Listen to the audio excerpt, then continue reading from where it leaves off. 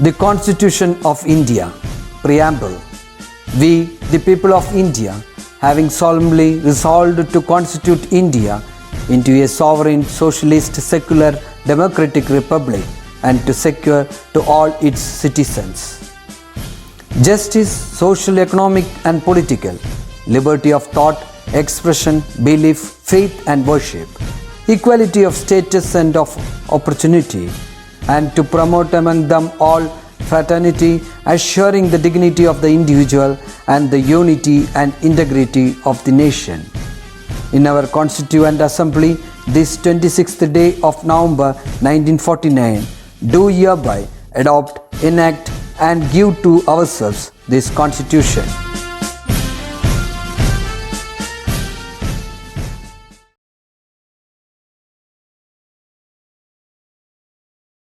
Hello children, how do you do? Hope you are healthy and happy. Be always happy, dear children.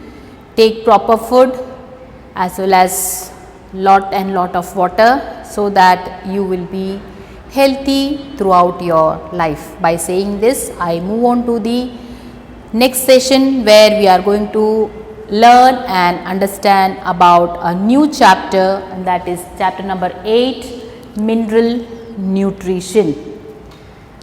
The process of absorption and utilization of various mineral ions for the growth and development is called mineral nutrition. So, what is mineral nutrition? It is a process where the absorption and utilization of various types of mineral ions are taking place by the plant for its growth and development.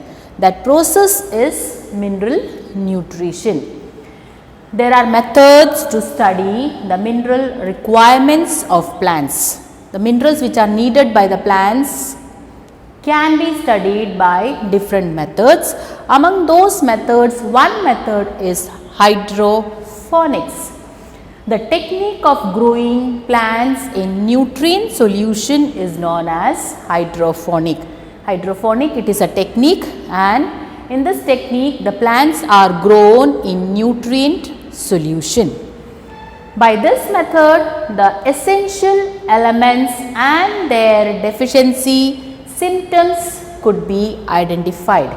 So, through this method, the element which is needed there and the deficient element which is there, both the type of elements can be identified by knowing the deficient symptoms. So, my dear children, through this method, the essential element needed by the plant as well as the deficient element which is there, by showing the symptoms by the plant, it could be identified. So, hydroponic is a method through which essential elements and their deficiency symptoms could be identified. Now, nutrient solution must be aerated to obtain optimum growth. The nutrient solution which is being there, it should be provided to the plant to obtain optimum growth. That is, it should be aerated, air spray should be given to the plant. Hydroponic is a technique used for the production of tomato, seedless cucumber, etc.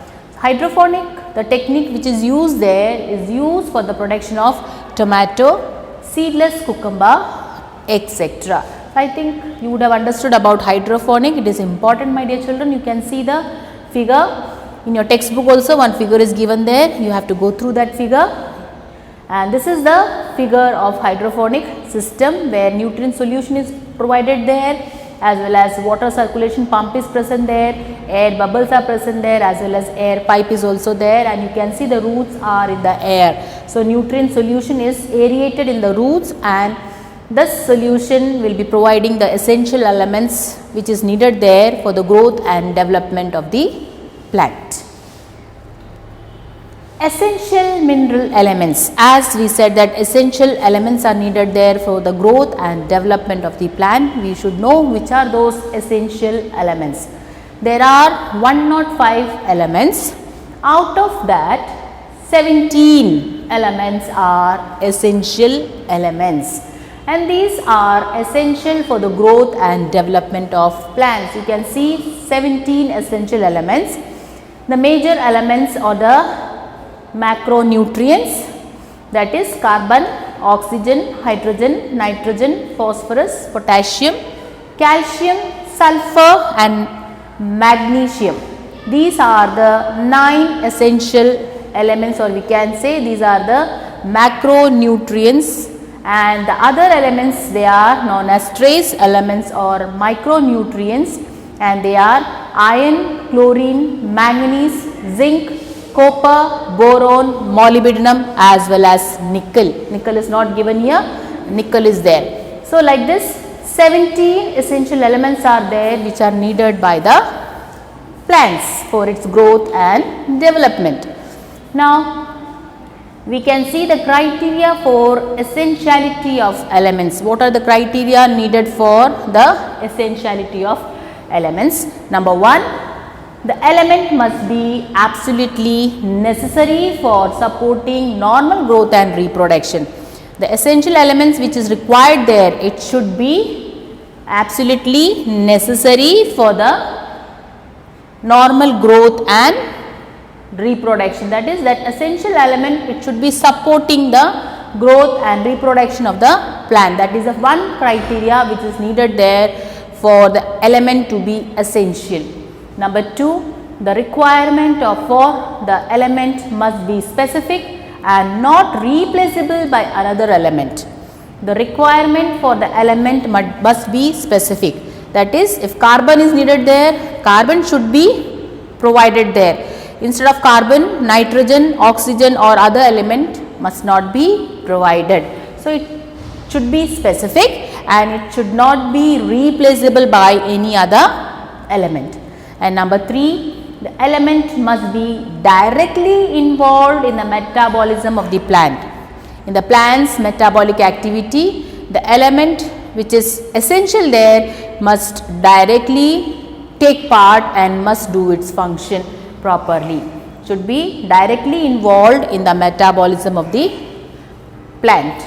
I think you have understood about these 3 criteria, and the criteria for the essentiality of element is very important, my dear children. Question used to come from this area. You have to understand and learn these 3 important criteria for the essentiality of elements. Now, based on the quantity in which the elements are required by plants, essential elements are divided into 2 categories.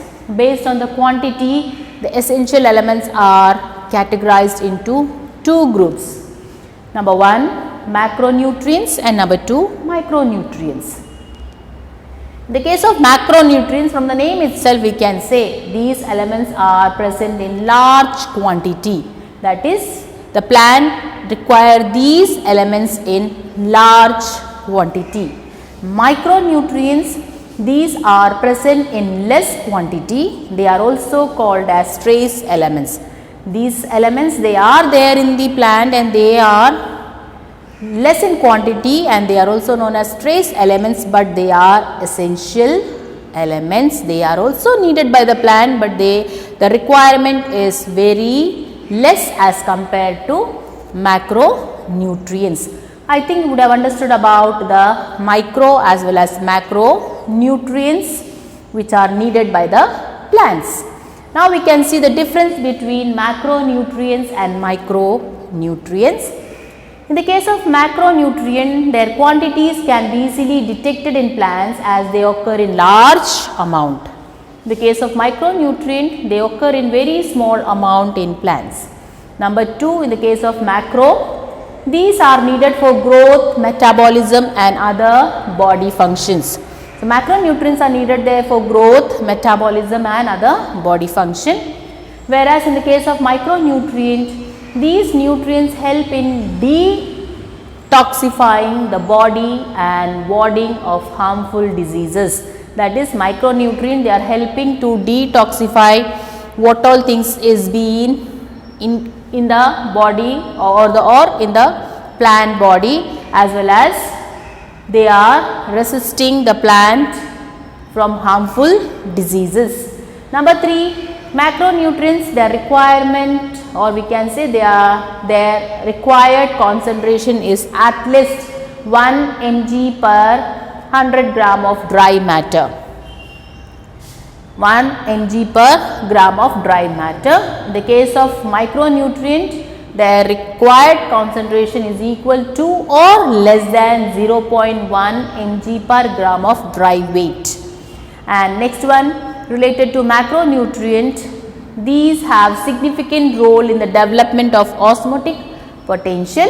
Osmotic potential, we already know about it in the previous class. We understood what is osmotic potential. So macronutrient is playing an important role in the development of osmotic potential. In the case of micronutrient, these do not have any role in osmotic potential. In the case of macronutrient, their higher concentration do not cause toxicity. That is, if they are there in their higher concentration, or if they are available there in the higher concentration in the body, it will not cause any harm to the plant body. Whereas in the case of micronutrient, they cause toxicity even with slight increase from their maximal range. The maximal range is there for micronutrient in the plant body, and if from that maximal range, if a slight increase is there in this nutrient, surely they will be causing toxicity, or they will be producing toxic which will harm the plant body. Next one, in the case of macronutrient, compounds of macronutrients contain calories. In the case of micronutrient, compounds of micronutrients do not contain calories. And the example for macronutrient are protein, carbohydrate and fats. In the case of the example for micronutrient, the examples are vitamins and minerals. I think you would have understood about the difference between micro as well as macronutrient. Now next one is functions of essential elements. We understood what are essential elements and which are those. Now we should know what is a function of essential elements. The first function is it acts as components of biomolecules. Example, carbon, hydrogen, oxygen and nitrogen. So the macronutrients, they are acting as the components for the formation of biomolecules. And number 2, the components of energy related chemical compounds, they are forming, or they are the components of energy related chemical compounds such as magnesium in chlorophyll and phosphorus in ATP. This P stands for phosphorus, and in the structure of chlorophyll, magnesium is playing an important role there. Without magnesium, the structure of chlorophyll is incomplete. So surely we can say the essential elements are the components of energy related compound molecules. Number 3, it activate or inhibit enzymes. Example, Mg2 plus is an activator in Rubisco, and Rubisco is an enzyme. It is the largest protein, or we can say largest enzyme. Rubisco, that is ribulose biphosphate carboxylase oxygenase. Ribulose biphosphate carboxylase oxygenase.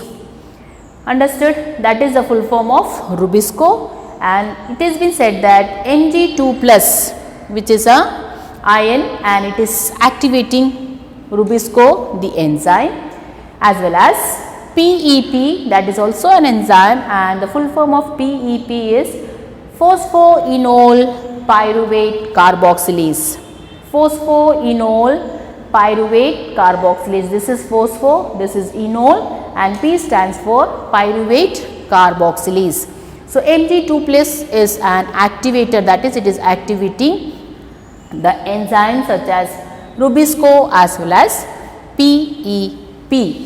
The next one, second example, Zn2 plus is an activator of alcohol dehydrogenase.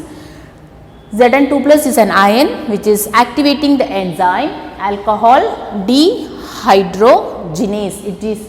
This alcohol dehydrogenase is used, or it is being functioning there in the respiration process. Next one is MO, that is molybdenum, is an activator of nitrogenase. Nitrogenase is again an enzyme which is there for nitrogen fixation, and for the activation of nitrogenase, MO, that is molybdenum, is needed there as it is activating this enzyme. So, I think you would have understood about that part. And the fourth function is, some can alter the osmotic potential of the cell. The osmotic potential which is present there in the cell is been altered by some other ions. For example, potassium. Potassium is an ion or element which helps in opening and closing of stomata. The opening and closing of stomata is been taking place because of the potassium, which is an essential element. So, here we can see essential element. Its function is in the form of as components of biomolecules, as components of energy related chemical compounds. They may be an activator or inhibitor of the enzymes, and they can alter the osmotic potential of the cell. So, this is again very important, my dear children. You have to study the function of essential element as it used to come in the question paper. I think you would have understood about it. Now, next we are going to understand about the role of essential elements in plants. What is the role of essential elements in plants?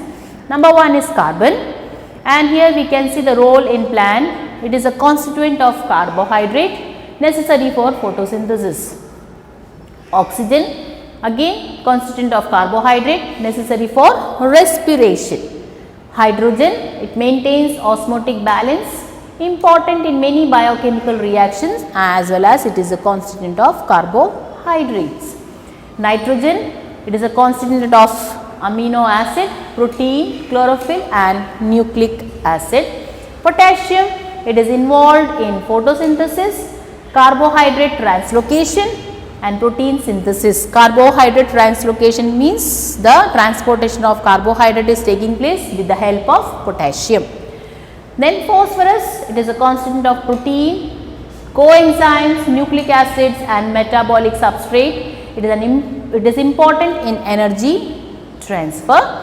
Magnesium, it is an enzyme activator, just now we have seen, and it is a component of chlorophyll, that also we have understood. Sulfur, component of certain amino acid and plant proteins. Chlorine, it is involved in oxygen production and photosynthesis. Iron, involved with chlorophyll synthesis and in enzyme electron transfer. The enzyme electron transfer is taking place with the help of iron. Manganese controls several oxidation reduction system and photosynthesis. Boron, important in sugar translocation and carbohydrate metabolism. Zinc, involved in enzymes that regulates various enzymes. Copper, it is a catalyst for respiration and it is a component of various enzymes. Molybdenum, it is involved with nitrogen fixation and the transforming nitrate to ammonium. And the last but not the least, nickel, necessary for proper functioning of urease and germination. My dear children, you have to go through it as the question used to come from this part also. You have to understand the role as well as the elements. This is very again important.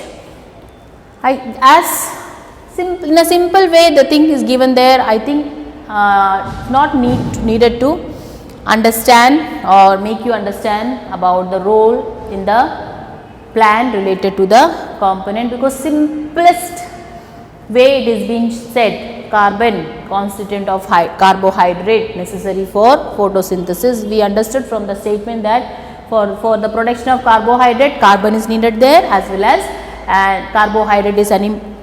carbon is an important element which is necessary for photosynthesis. Same way all the elements, when we are going through the role, we will be able to understand in which and where it is needed there and necessary. Now, next one is deficiency symptoms of essential elements. We know that essential elements are needed there for the growth and development of plant, and if they are deficient in the plant, surely the plant will be showing certain symptoms. So, in that we can see what do you mean by critical concentration. This is the concentration of the essential element below which plant growth is retarded. That is, it is a critical concentration. That means there is a deadline. Below to that, if the level is going down, we can say the growth of the plant will be retarded, it will be blocked. Okay, that is critical concentration. Critical concentration is very, very important. Deficiency symptom of essential elements, we can see now what are the deficiency symptoms which are shown to the plant by the essential elements. Number 1, deformities caused in plants due to the deficiency of deformities caused in plants due to the deficiency of essential elements are called deficiency symptoms or hunger sign. So, deficiency symptoms of essential elements, in that we should know what is deficiency symptom or what is hunger sign. Hunger sign is also known as deficiency symptom. And what is deficiency symptom? It is the deformities shown by the plant due to the deficiency of essential elements. If any essential element is deficient in the plant body, surely the plant will be showing certain symptom, and that is called hunger sign or deficiency symptom. So, we can see which are those deficiency symptom and which are the mineral elements responsible for those deficiency symptoms. Number 1 is chlorosis. Chlorosis means loss of chlorophyll leading to yellowing of leaves. Chlorosis means the chlorophyll will be lost and that will be leading to the yellowing of leaves, and it is happening due to nitrogen, potassium, magnesium, sulfur, iron, manganese, zinc and molybdenum. So, these are the elements which are causing the symptom called chlorosis. Next one is necrosis, localized death of leaf tissue. In a particular area, the leaf tissue will be dying. That is called necrosis, and it is taking place because of calcium, magnesium, copper and potassium. So, calcium, magnesium, copper and potassium are the elements which are causing necrosis. Third one is inhibition of cell division. We know that in plants, for the growth, the cell to be divided, and if the cell is not dividing or there is something which is blocking the division of cell, it is because of the deficiency of nitrogen, potassium, sulfur and molybdenum. Because of these 4 elements, the cell division is being inhibited there. Understood? Next one is the delayed flowering, that is late flowering. In a correct period or correct time, the flowering is not taking place. It is because of the deficiency of nitrogen, it is magnesium, Mg, it will be magnesium, as well as it is Mn, manganese, Mn. Okay, my dear children, it is Mn, nitrogen, manganese and molybdenum. So, because of these elements, the late flowering in the plant is taking place. I think you would have understood about chlorosis, necrosis, inhibition of cell division as well as late flowering. So, these are the deficiency symptoms taking place because of the deficiency of essential element, and that part or that area or that topic is very, very important. Again, you have to understand it and you have to study it, my dear children. Now, next one is toxicity of micronutrient. Toxicity of micronutrient. It is being said that the excessive quantity of an element may inhibit the uptake of another element. If there is an element which is excessive or which is there in large quantity, surely what will happen? It will be inhibiting the uptake of another element. Another element will be inhibited for the uptake by the plant. And the symptoms shown for excess of an element could actually be the deficiency of some other elements, and the symptoms which is shown there by the excessive quantity of the element, in fact, or correctly we can say that symptom is actually the symptom for the deficiency of some other element. That is, the element which is deficient there in the plant body, that is the symptom which is shown there, but it is being seen as the symptom shown for the excess of an element in the plant. Example, in the case of Mn, that is manganese compete with iron and magnesium for the uptake. The manganese, it is going to, or we can say it is competing with Fe, that is iron, as well as Mg for the uptake. Mn compete with Mg for binding with the enzyme. In the case of Mg, the Mn is competing for what purpose? For binding with the enzyme. So, in the course, or we can say in that period, Mn also inhibits calcium translocation into the shoot apex. In the shoot apex region, calcium should be transported and that will be inhibited by Mn. So, Mn is excess there, and because of that excess quantity of Mn, it is competing with the other element. So, what will happen? The iron will be deficient there, or we can say the magnesium will be deficient there, or we can say calcium will be deficient there, and manganese is there in a large quantity, or we can say it is present there in excess. So, thus the symptom of Mn toxicity, the symptom is brown spots surrounded by chlorotic vein. The vein will be chlorotic, that is there will be loss of chlorophyll and the vein will become yellow in color, and the brown spot is seen around those veins. That is a symptom which is caused or which is taking place because of the Mn toxicity, as Mn is excess in quantity. May actually be the deficiency symptom of iron, magnesium and calcium. It is not Mn, it is Mg, magnesium and calcium. This one is Mg, okay my dear children.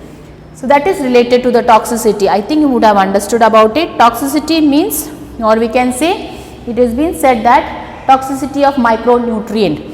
The micronutrients which are needed there in less quantity, if they are present there in excess quantity, surely they will be causing some defect there in the plant. And here we have seen the example with the Mn. Mn is competing with Mg as well as iron. It is competing with Ca. So, in that course of competition, what will happen? The plant will be showing certain symptoms, and those symptoms actually are the symptoms of iron, magnesium as well as calcium, but it is seen as the symptom of Mn, that is brown spots surrounded by chlorotic veins. The chlorotic veins, brown spots are seen there, which are surrounded by the chlorotic veins.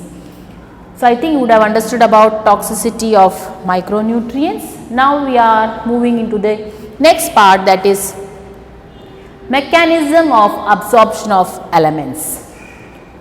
The absorption of elements occurs in two phases. The elements which are present in the soil should be absorbed by the plant, and it is been taking place by two phases. The first phase is outer surface, that is through apoplastic way. The second phase is the inner surface, and that is through symplastic way. Apoplast and symplast we have studied, we have learned, we have understood about it in our previous class in 7th chapter. So, here it has been said that first the absorption of element is taking place in the outer surface through apoplastic way, and later on from the outer surface the mineral ion will be entering into the inner surface, that is through symplastic way. And here you can see the diagrammatic representation of mechanism of absorption of element. It is taking place in two ways, that is the first into the outer space, that is mineral elements or mineral ions will be moving first into the outer space through apoplast pathway, and then from there it is moving into the inner space through the Simplast pathway, and the movement of iron, that is ions, they are present in the soil, and these mineral ions, they have to be absorbed by the roots, and the ions, they are moved from the soil to the roots. So, in the roots, the outer surface is been first absorbing it, and then later on it has been transported to the inner surface, and the movement of ion which is taking place there is known as flux. The movement of ion is known as flux, and flux is of two types, influx and efflux. Influx and efflux. What is influx? Influx means the movement of ion when it is towards the cell, or when it is inward, that is from outside to inside, if the movement is taking place, that is called influx. And what is efflux? Efflux means the movement of ion taking place from the cell to the outer environment. From the cell to the outer environment, that type of movement is known as efflux. I think you would have understood about flux. Flux means the movement of ion is known as flux. Flux is of two types, influx and efflux. Influx means the movement of ion taking place from the outer environment into the cell, and efflux means from the cell to the outer environment. That movement of ion is known as efflux. This is again important, you have to go through it, okay my dear children. So, that is related to the mechanism of absorption of elements. So, I think you would have understood about this session very clearly. My dear children, go through it, it is very easy chapter.